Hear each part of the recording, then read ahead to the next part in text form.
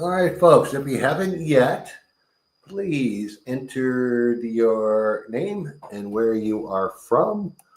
About 6 or 7 of you have yet, and the other 100 should do it quickly. You can even do that for those of you on YouTube and Facebook. Just in the comments, enter your name and where you're from. Well, now we're seeing some.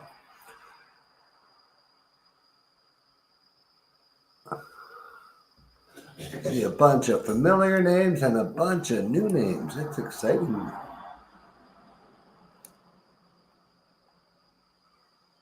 We're going to get started here in a couple minutes, folks. Very shortly.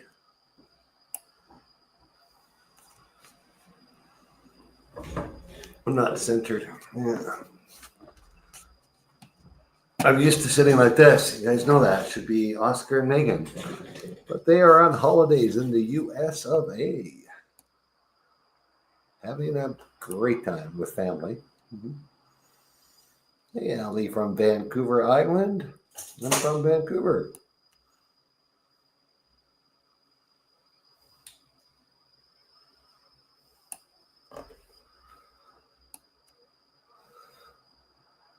Hey, John, Joyce. A bunch of you coming on the tour shortly.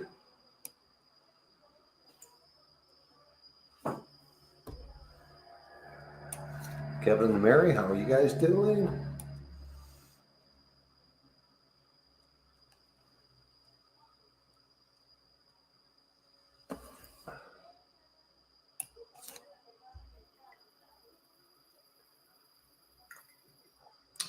Okay, so let us begin.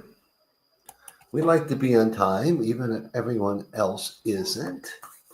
But anyways, first of all, like I see so many people that are, I don't know here. That's exciting. And what we're going to talk tonight about is pet relocation. So once we get into questions, please keep your questions relative to pet relocations. If we get time at the end, we can ask general questions. But I'm going to go through a short presentation, PowerPoint presentation, which you can ask for a copy of. I'll tell you how to do that shortly. But I am going to do a quick introduction of who we are. For those of you that don't know, just let me do a quick screen share.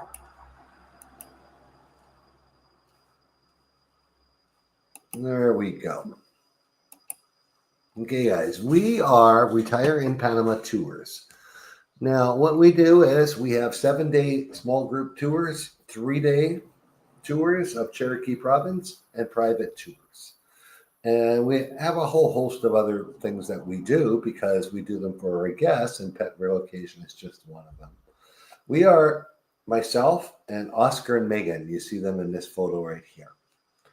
Oscar and I have been in business for 12 years. I've been here 13 years, and Oscar 16, and Megan 7 now, I believe. And we started our group tour business back in 2018. The website I'm showing you right now. Now, let me just go here. Oh, yeah. Myself, I'm from Vancouver. I moved here, like I just said, 13 years ago. I was in my mid-40s when I actually moved here, and I worked online. I was an online marketer and had many different clients throughout North America. So it was Panama was just a perfect fit for me. As a Canadian, avoid some of those heavy taxes, move to Panama, enjoy the weather, and there we go. And I met Oscar in my first few months. Oscar was my relocation guide 13 years ago when I came to Panama. So I got in a bit of trouble. I didn't know anybody here. I just had some YouTube information, which there wasn't a lot at that time. And I met some people and got in a bit of trouble. And then finally I met Oscar, who saved my butt and saved the day. If you're on the tour, you'll hear the whole story. And anyways, we after we met, and he got me going on the right track with immigration and my vehicle and driver's licenses and all those and rentals, all those things you need when you move here. We started doing business together. We originally first had a small tour company locally in Boquete, but what we found, like we had an office on Main Street. People, expats, were walking in who had just moved here and they needed help. Not, they did not want to go on a coffee tour. They weren't interested in a hike to the waterfalls. They needed help. They either had the wrong immigration lawyer. They did not know what to do for their health insurance. They did not know where to find a doctor. They just nothing. So we started helping people one-on-one. And Oscar, already doing private tours. We started doing more private tours. But him and I talked after a couple of years and said, "This is crazy. Let's start a business where we help people from the beginning." So instead of putting out fires, we actually have people do things right. So we started this. We do one tour, and it's a smaller tour. It's like 10 to 16 people. And we do one tour every single month. And when you do decide to move here, we help you make that move. Now, we just had something come up. I know several of you, I see names are on the backup list. We have 2 recent openings, which I haven't even announced to the public. I just put them on the website a few minutes ago. We have room for 1 single on our May tour, and we got room for a couple or 2 singles on our June tour. So if you're on that backup list, you're going to see that email in the morning. If you want to grab it tonight, go right ahead.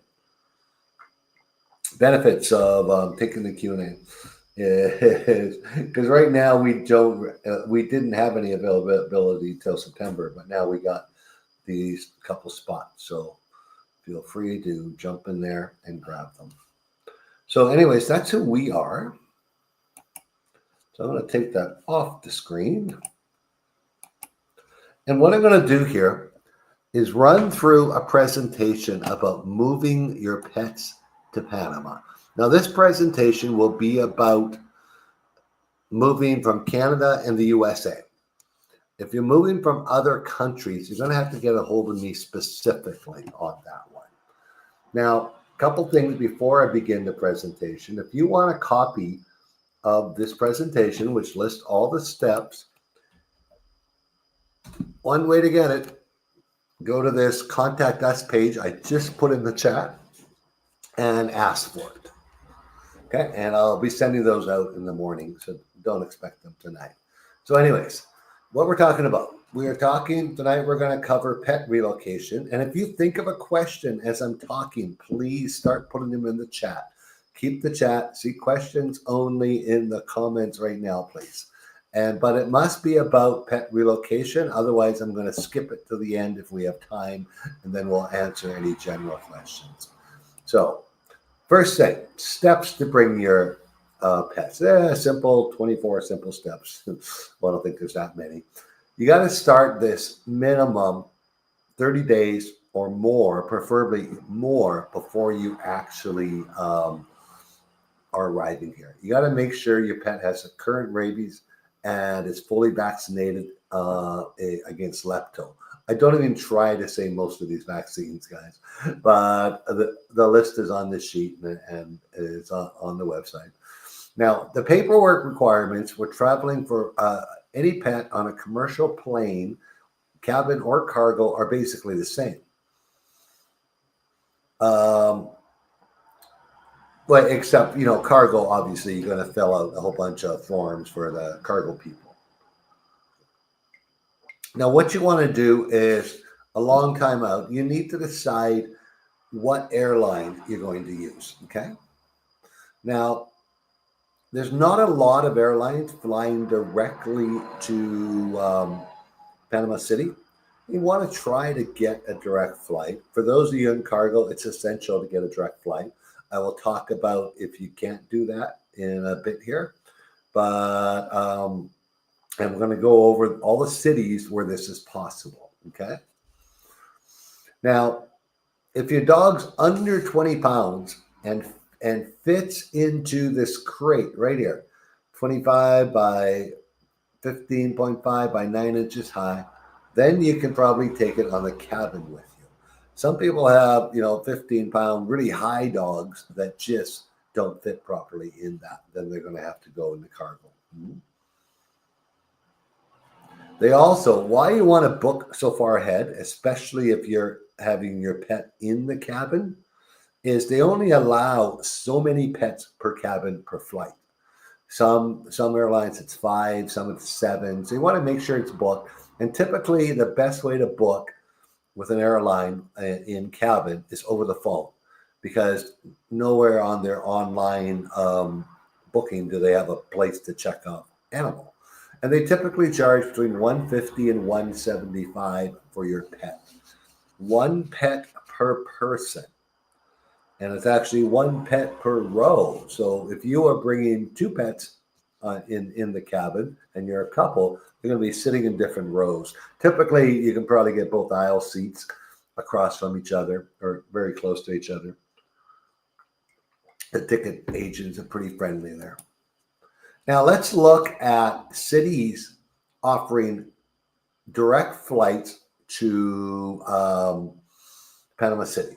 And the ones in bold are the ones where you can ship your dog in cargo. But all the other places have a direct flight to Panama City. And I noticed Denver is not on here. Oh yeah, it is. I think this is updated. Copa is switching to, San Francisco to United in May. And there's one more being added on in July. I'm trying to think where it's somewhere in the Carolinas, I believe. They added Raleigh. They're not every day, but most days. If you're flying, you want to arrive Monday to Friday. And make sure it's not a Panamanian holiday. And for cargo, you got to arrive Monday through Thursday. Most cargos will not fly your dog on a Friday. So keep that in mind.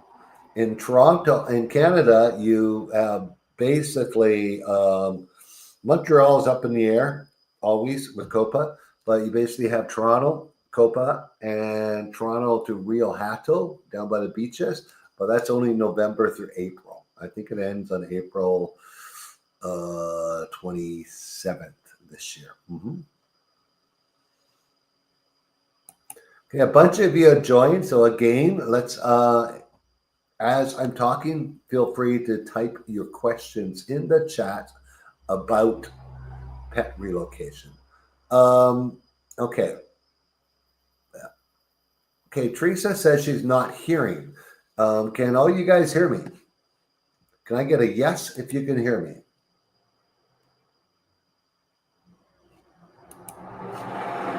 Please type a yes in the chat if you can hear me.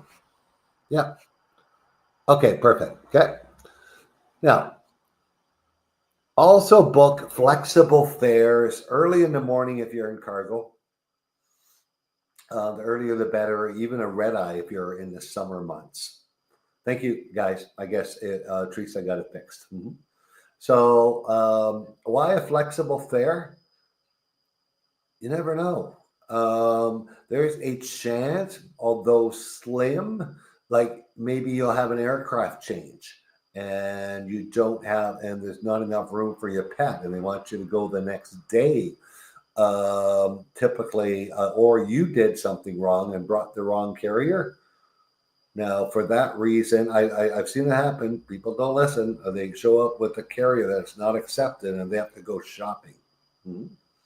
So you want a fare that's changeable without huge fees. If you get a fare that's like the cheapest fare that you can't make a change, you could lose it. Now, let's talk about cargo again. Planning a trip: Miami, Orlando, New York, Las Vegas, Los Angeles, Toronto. You have to get to one of those cities. If you're planning and your dog's going in cargo, and if you're not willing to rent a one-way car and drive or have somebody drive you to one of those cities, you're going to have to do an additional night in one of those cities because you can't transfer a dog in cargo from a domestic flight to an international flight. Doesn't work that way. So you can't fly, for example, from Minot, North Dakota to Los Angeles and then within 2 hours fly to Panama City. It doesn't work like that, and that's not good for your dog anyways. You need to fly the day before domestically, which flying your dog domestically in cargo is really easy. There's no paperwork involved. And I think you got to have a rabies certificate, but then you have to check in to your international flight the day before, about 12 hours before your flight. They're going to want to see your dog and make sure it's healthy, make sure the crate's good. So you're going to need a day in between. So, but what most people do, they rent one-way car. But for some of you, that's going to be a 16-hour drive. If you're not up to that, then you're going to have to fly an extra day early. It's going to be a 3-day event for you. Fly, spend a day in one of these bold cities, and then check your dog in or your cat, your big cat into cargo, and then fly to Panama City. Okay. There are 3 main pieces of paperwork. The veterinary health certificate. That's no longer a physical piece of paper. That is done on the USDA VEC system, VECH system. It's a computer system. So make sure your vet is authorized by the USDA and they file electronically with the VEC system. That's very important. They don't, like, if your vet doesn't file electronically, then you have to take the paperwork to the USDA and they can take days. It doesn't work. You don't need your vet to fill in the paperwork because they're not even going to check the animal besides general health. They are there to fill in the paperwork for the health certificate. Now, the second piece of paperwork is the home quarantine form. Every animal, you have to apply for home quarantine. Now, to apply for home quarantine, it's quite simple. It's a form that you fill in. You notify the Department of Zoonosis in Panama City 3 days before you're coming that you're bringing this dog. And once you get here, you give them $130. And you have to keep this dog at a specific address for 40 days and not let it interact with any other animal. Okay, those are the rules. Now, you can move, yeah, but you're supposed to notify them that you're going to be at a different address. Make sure you have the most current forms from our website, Retire in Panama Tours. If you just search for pets, you can find the download of the current home quarantine form.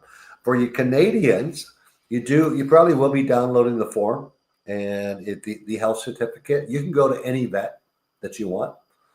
And most vets in Canada, you should ask first. They already file electronically with the CFIA. Now, the American folks, please don't laugh. The CFIA is Canada's Food and Drug Inspection Agency, and that's who we have to go through with our pets. Okay, like I said, if any of you want this document, scroll up in the chat. You'll see the Contact Us form on Retire in Panama Tours. Fill that in and ask for this. Now, these are the vaccines required. In addition to rabies vaccines, dogs need the distemper, hepatitis, leptospirosis, and parvovirus. Cats need the I'm not even going to say that one. Viral rhino, calcivirus, and it's a one-shot there. There are no exceptions to vaccines in Canada. Even if your dog gets sick taking vaccines, you're going to probably be leaving your dog behind, probably rehoming them, because Panama has a 0 tolerance rate. You must vaccine your animal. Okay. Now,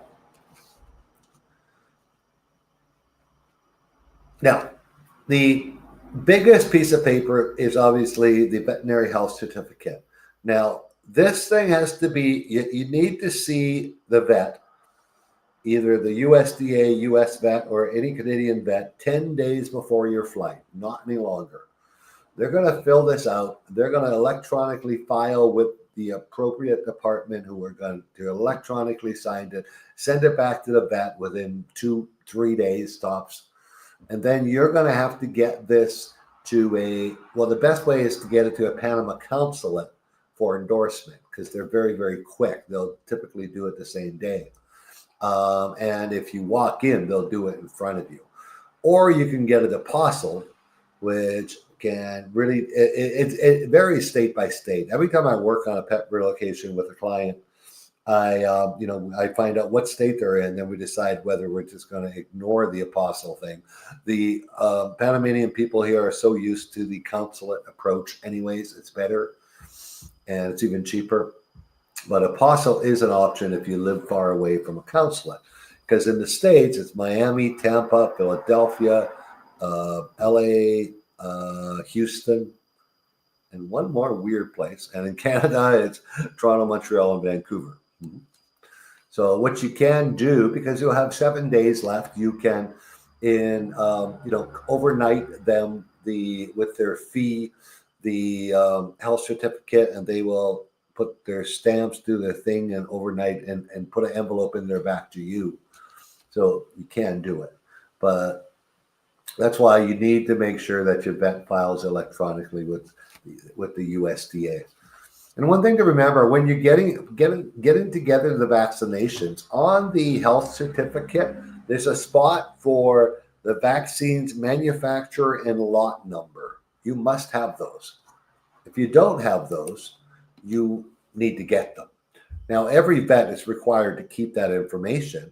Typically, if you remember last time you had your vaccines, you were probably given a card with the little sticker from the vial that contains the manufacturer and the lot number. Okay. All righty.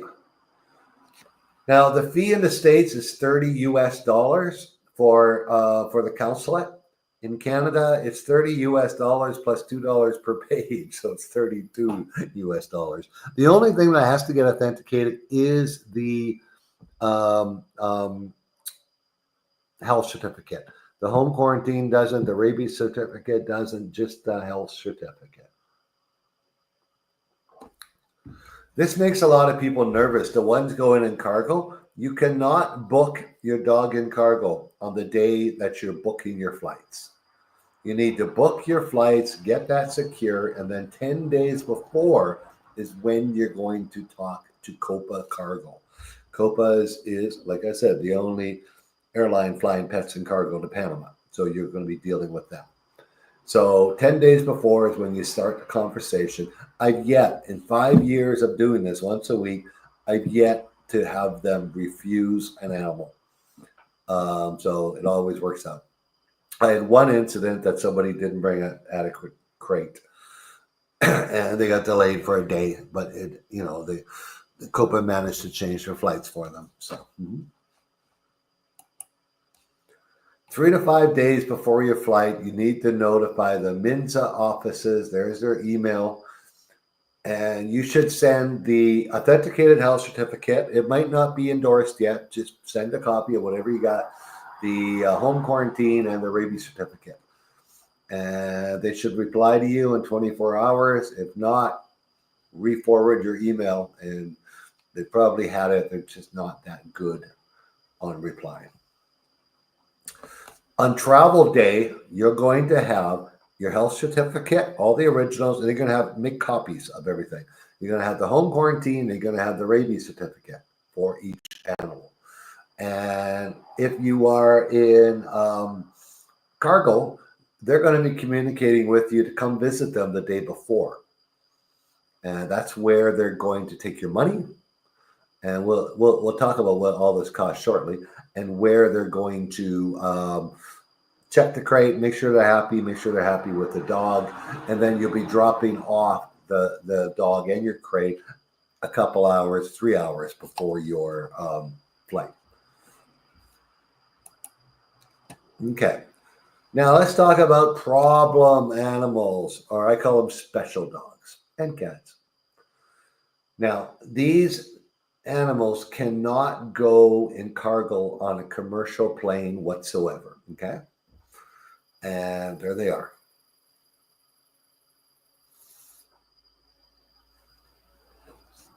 Also, if your dog is over 33 inches high, standing from the floor to the tip of its ears, it also cannot go in cargo. 32 should be the maximum. The biggest crate that you're allowed is 33 inches high. And this is relevant, guys, to the airline we're talking about here. Copa flies 737, 7, 8, and 900s and MAX 9s. So they have their maximum height for a crate is 33 inches high. If another airline flying to Panama was taking dogs in cargo, theirs might be a little different. Mm-hmm. Okay. Now, what happens if you have one of these special animals you can't take?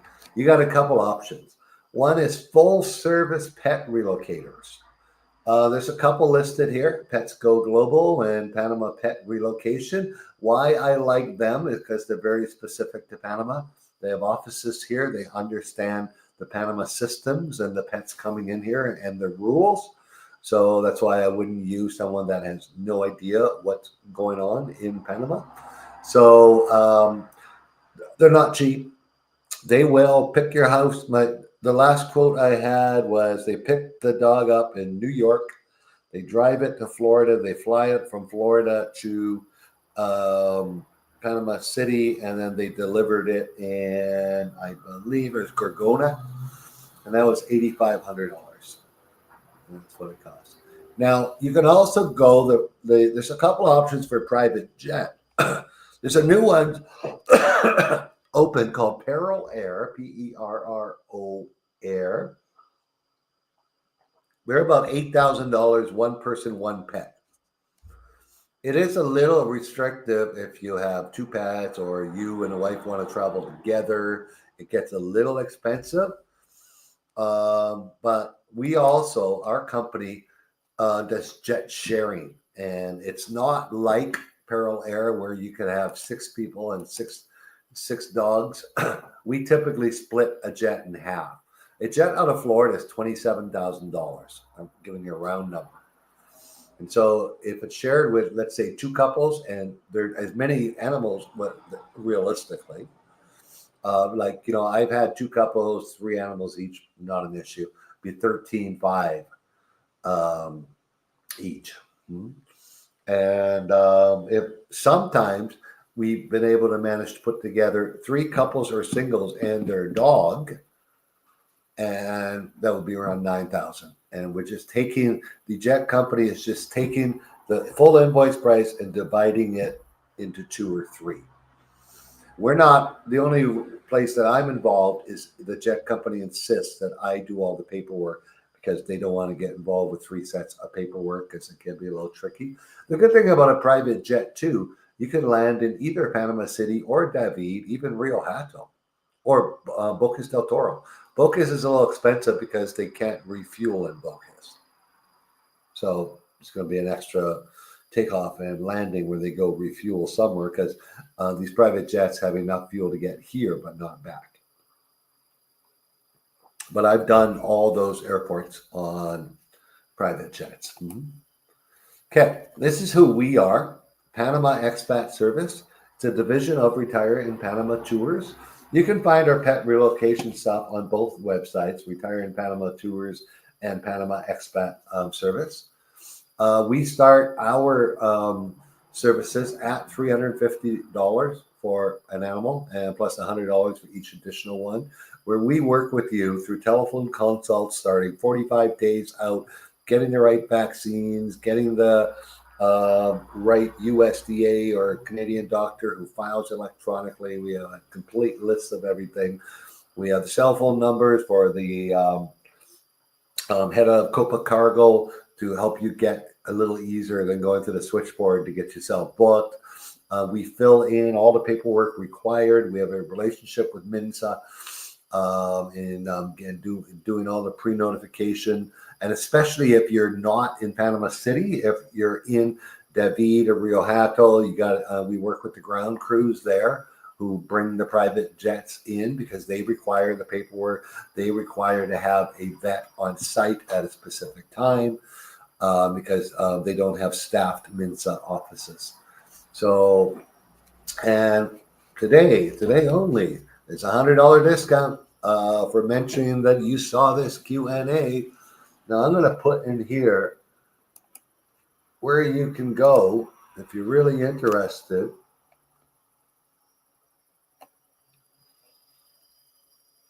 You can fill in this form on this page here if you're interested in some assistance in doing this. But also just hit the contact button on our website and request the slide deck. And I think that's the last page. Okay. And all the steps you needed are on here, and the contact numbers and the vaccines required. I'm going to go back up. Hit me with questions, guys.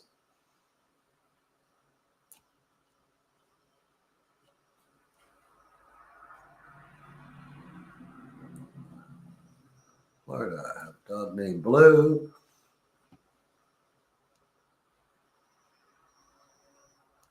Dave and Channing, to you and May.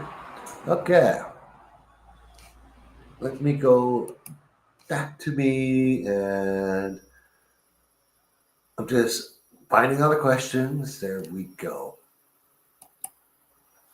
How hard it is. Well, I'm not going to say it's hard. It's definitely more complicated in the number of steps than pets in cabin. Okay. Because you have to, you got that extra coordination required for number one, getting a hold of cargo and getting your dog booked on the same flight as you.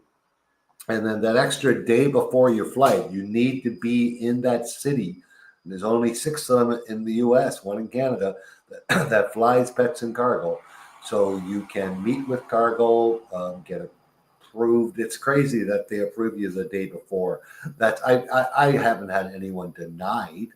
I've had someone, had to go out and buy another crate because they didn't like it. But once you do that, you'll be getting it. Oh, Kevin, you're getting an error while trying to complete the form to request presentation. That's interesting. Well, just use the info then. info@retireandpanamatours.com. Just email directly. It's also, you'll see it right on the contact page, the direct email address. Our 15-year-old cat meows his head out during a short cab ride. What is the way to get him from Toronto to Panama? Well, hopefully you got friendly neighbors in the seat next to you. There's nothing like honestly, if you're in cargo and you're sitting down as they're loading the plane and your pet isn't under control, they will disboard you. Is that the word? They will ask you to deplane because a little whimpering is fine, but if you can't get your animal to calm down, then it might have to go in cargo. I know it's a long flight, but you can't drug your animal. Don't even, if your animal looks drugged, they won't take them. You can use stuff like gravel. So that's the motion sickness stuff. Talk to your vet. Don't give them a whole human-sized pill. He'll tell you or Dramamine. He'll give you a doggy or catty Dramamine pill. Mm-hmm. But on a 6-hour flight, once they're in the air, there's not much they can do. So you got to keep it quiet just at the beginning.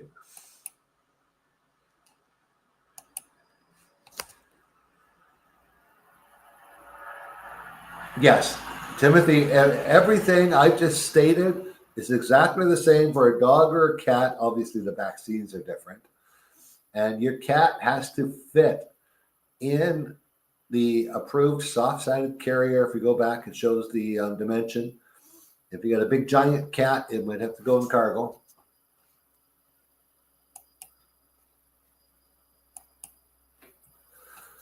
Is there a checklist? Well, the best to get the slide deck because everyone's situation is different. The slide deck covers all scenarios. Allie, does any airline let you buy your dog a seat? No, not even service dogs anymore. There might be some domestic ones, but none coming to Panama. Mhm.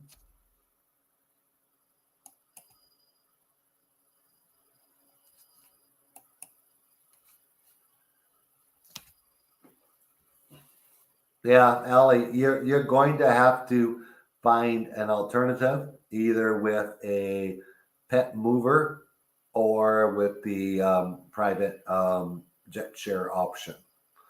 So 30 pounds. Now you could really, if you want to use one of the pet movers like um, Pets Go Global, if you can drive the animal, your French bulldog, down to Florida, you'll save a lot of money. And if you can pick it up in Panama City, you can get that cost down to half, get it down to $3,000 or $4,000, as opposed to them coming to you to pick up the dog and delivering to you. So.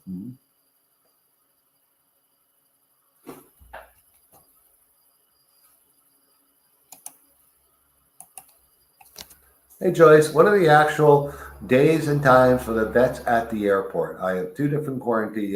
Yeah. Even their websites say two different things in two different places. Joyce, the hours of operation of Minsa in Panama City is 8 a.m. to 10 p.m. Monday to Friday. If you're arriving any time, and that's with not non-holidays. If you're arriving on a holiday or a weekend or Sunday, you really need to notify them that they are. I had an incident last year that a lady was bringing her little poodle and I don't know, some really stressed out dog, and they arrived in Panama City. She knew nothing. She had nothing ready, and on a Sunday, and it was a holiday, and there was nobody there. So it still happens, and then she's phoning me because she Googles and comes up with our number. But what can I do? What can I do? Absolutely nothing. Your dog is going into quarantine. Monday was a holiday too. We did find a doctor to show up there at 8 o'clock on Monday for her. So the dog only had to spend one night in quarantine. So follow the rules, 8 a.m. to 10 p.m., Monday to Friday, non-holidays. You have to look up, a good place to look for holidays is Google U.S. Embassy Panama calendar. It has both the U.S. and Panama holidays. Like tomorrow, guys. No, tomorrow. What am I thinking of? May 1st. I don't know why I thought that was tomorrow. I'm getting a month ahead of myself. May 1st is a holiday in Panama. May 1st is a holiday in most countries in the world, but not the U.S., so you're not used to it. Yeah. So May 1st is not a day you want to arrive. The holidays during the summer and during Carnival and during the November holidays, you definitely don't want to arrive because the vets all go to their summer cottages and beach houses. They don't want to be drive back for a day to go to work. They often can get replacements in there.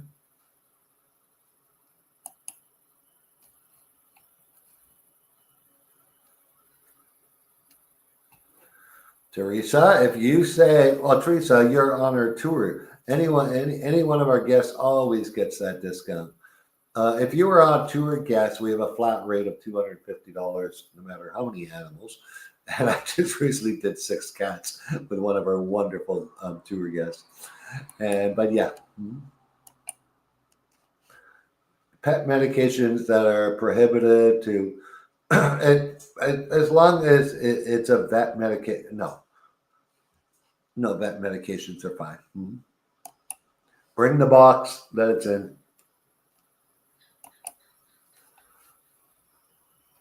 Where are the pets allowed to quarantine? Is there a list? No, no. They typically would quarantine in the place that you're moving into.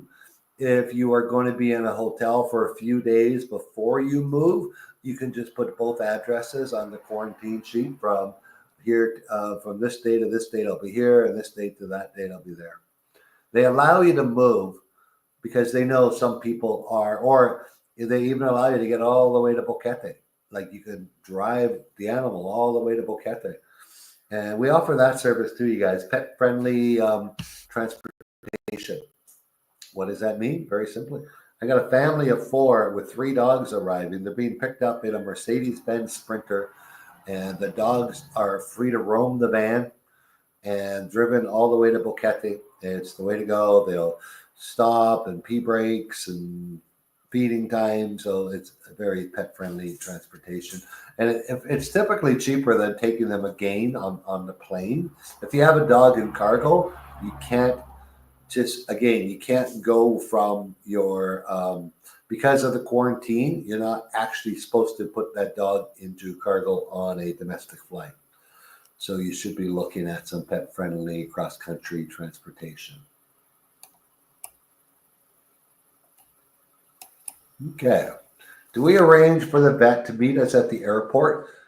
Or is there one weekdays, 8 a.m. to 10 p.m., their office is open with a vet on staff? Mm-hmm. Outside of that time, you need to email them at their email stated in the slide deck that you're coming, but don't guarantee that you're going to find one, nor or they're going to ask for money up front to pay for it.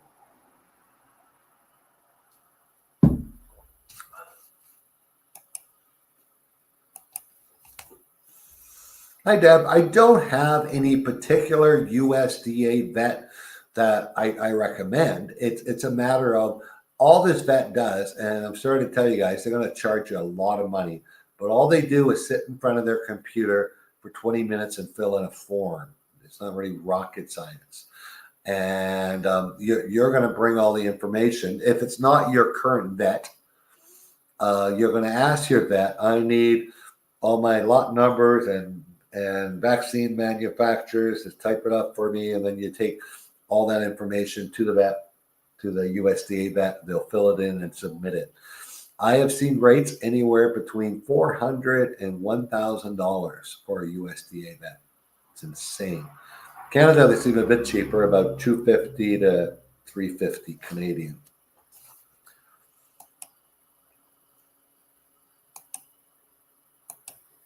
Oop. Yes, our share charter jets are totally different from Peril. There is no flight schedule. You submit to us that you're interested. You put on a list, and we'll let you know if we got somebody that week or that half a month. Because most people are fairly flexible when they're doing a charter.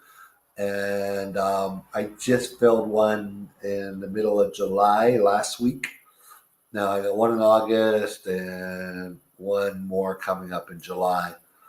So, but exactly where they leave, somewhere in Florida, they'll typically always leave from, because if you want to fly out of Houston, now you're looking at $36,000. You want to fly off the West Coast, it's typically $10,000 per hour. I know that sounds ridiculous. So from Florida, Panama's 3 hours away. 2 hours, 45 minutes, hence the, but depending what happens with the price of fuel, those rates could go up or down. Mm-hmm.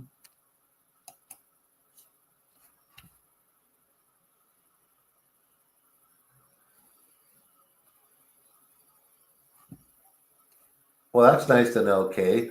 The animals meowed like crazy in the car, but once they got them on the plane, they were in the zone. 8 hours. They did fine. Okay, that's the same one.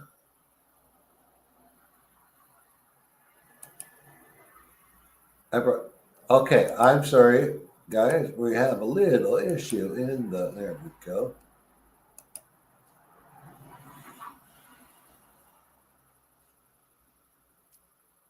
Flights from Chicago don't allow dogs in cargo. Nope.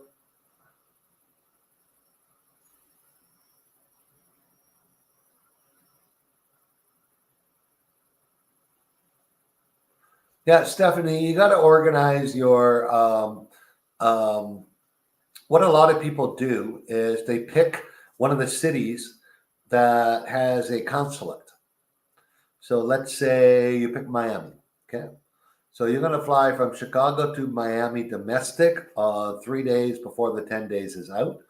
Then that's on day 7. On day 8, you're going to be in Miami anyways. You're going to be checking in with cargo, and you're going to be you can get an appointment with the consulate to authenticate your docs, because you're already going to have the doc approved by the USDA within 3 days of your vet visit, and that's all done through email. Once you see the vet, they electronically send it to the USDA within 3 days. They electronically send it back. It's just that document you have to get authenticated. So the best you can fly to Vegas, fly to LA, domestically stay a night or two, and get your appointment consulate in that city.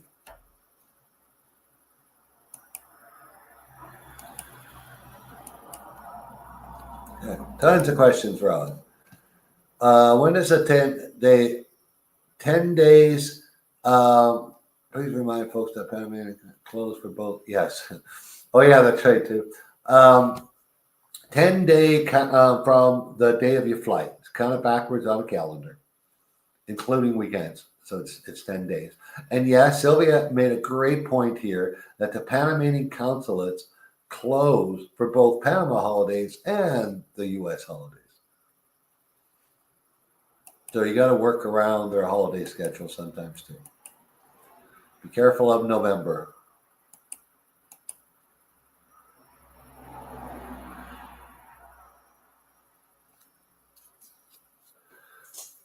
Okay. We got to start at the beginning. You're flying out on the 10th of a month. So on the 1st, you're seeing the vet. That day, the vet will electronically file it to the USDA. You're going to get it back on the 3rd or 4th. Now you have to get it on a 3rd or 4th day. Now you got to get it to a consulate, and then you fly out on the 10th.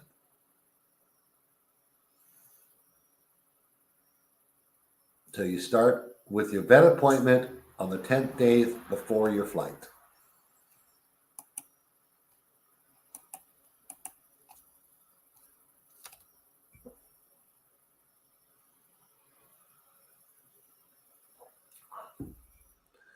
Well, getting registered as a service dog, it's not as easy as most people think. You have to go through the whole training process. Emotional support dogs are not accepted in the U.S. They still are in Canada, by the way. So, but service dogs, if you can do that, if there's actually an issue that you have that the dog can address. And they don't ask a lot of questions. They can ask to see what the dog does. But then, yes, your dog can fly in cabin. The bigger they get, the more they question if there's going to be enough room for your dog at your feet. Because you can't, they don't let you buy the extra seat. So the dog can't sit on the seat. But he has to be on the floor. Mm-hmm.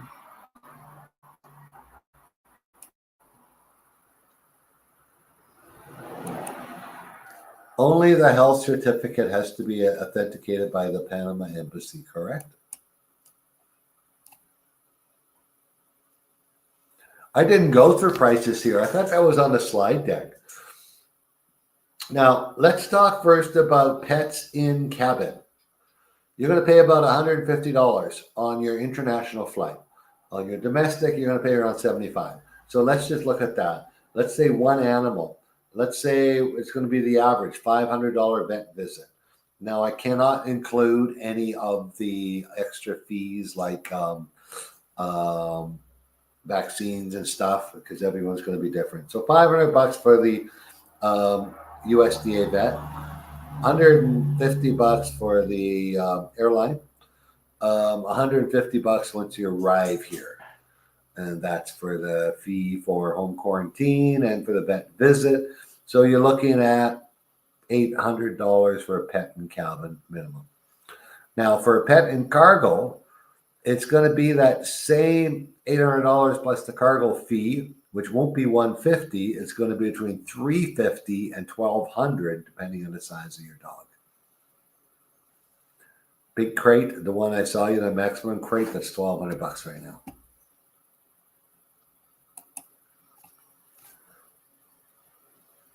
Hot locations. Okay. Now, the great thing about Copa, especially on the West Coast, they have some red eyes. That's what you want to do. But don't forget, you're flying into a hot location. But why I love Copa and why United and American Airlines no longer do this. When I started, United flew to pets in cargo out of Houston, and American did it out of Miami, and Delta did it out of Atlanta. None of them do anymore. Just Copa. Copa in those 5 cities I showed you has a pet division. They have the right vehicles on the air-conditioned vehicles on the ground. They have the right climate control sections within their cargo holds. They do it well. If you ever land in Panama City and you get a window seat and you can look out on the right side of a 737, you'll see them open the doors and you'll see the little van. It's a closed van, no windows, and it's a little air conditioning unit on top. And you'll see them put the live animals into the van. And they have designated areas. I've been in them in Panama City Airport where they bring the dogs, all the friendly ones, they leash them up and they give them some water and they treat them before bringing them down to the vet to make sure everything is good. So they do a great job. Mm-hmm. So, but I was saying the hot locations fly red eyes, but they will put moratorium. There again, you have to have your flexible flight because it happened last year. Vegas went under moratorium with Copa for 8 days. They stopped flying. But LA never stopped because there's an LA flight leaving at 1 in the morning.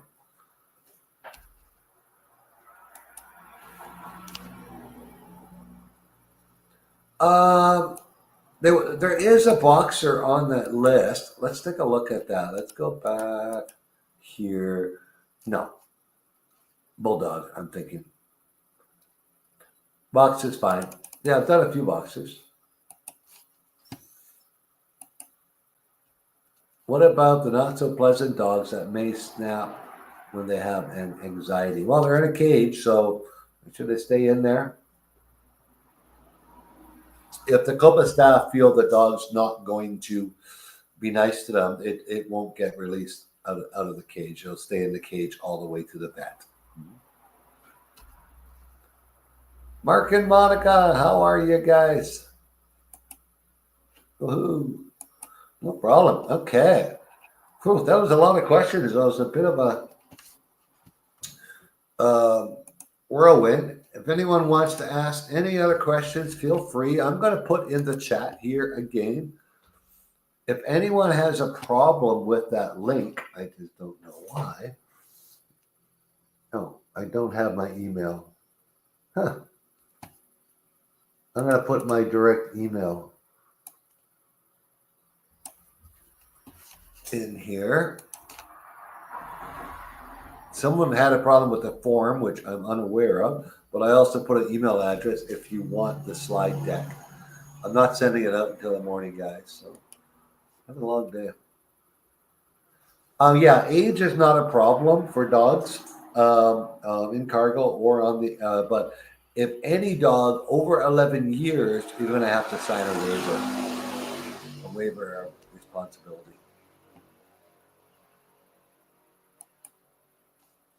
Yes, when you bring your documents, by the way, if you're in cargo is going to take a set. So you got to make duplicate copies. You need the physical copies.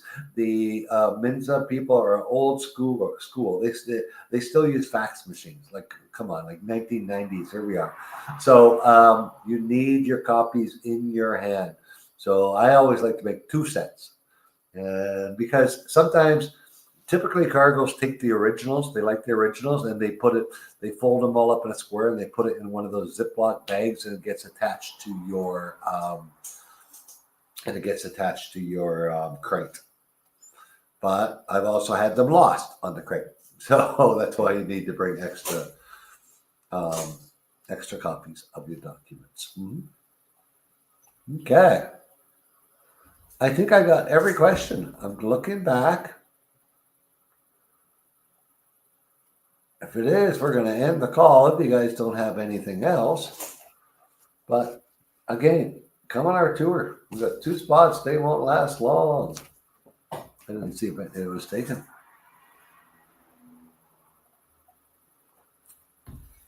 All right. I think we're done. All right, guys. Thank you so much. Next week, it's me, Oscar, Megan, and very special. We are doing 2 weeks in a row of Meet the Expats, where you're going to meet people that already live in Panama. Next week, we're focusing on Cherokee Province. And then the week after, we're focusing on the beaches. Hey, John, see you coming up shortly. All right, guys, have a super, super night. And we will talk to you all soon.